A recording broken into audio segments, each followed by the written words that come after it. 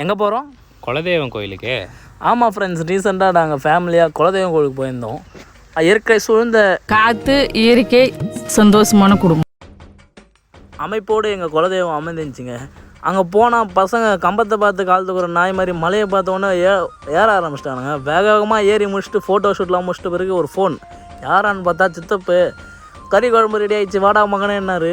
வேகமாக போனால் ரெடி ஆகணும், நம்மளை வேலை செய்து தான் கூப்பிட்டு. சரின்னு நானும் எங்கள் சித்தப்பாவும் மஞ்சத்தூள் போட்டு கறி அழைக்க, அந்த பக்கம் எங்கள் அண்ணங்கள்லாம் சேர்ந்து வெங்காயம் இந்த காலி அறிய ஒரே கூத்தா இருக்கும்.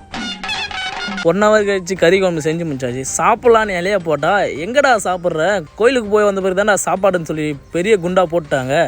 சரி வாங்க போவோம். அப்புறம் இலையை குளிப்பாட்டிட்டு சாதத்தை மழைச்சாரல் மாதிரி தூவி கறி குழம்பு ஊற்றி ஒரு பைட் எடுத்து வச்சா மனசுக்குள்ள பாட்டு வரும் பாருங்க.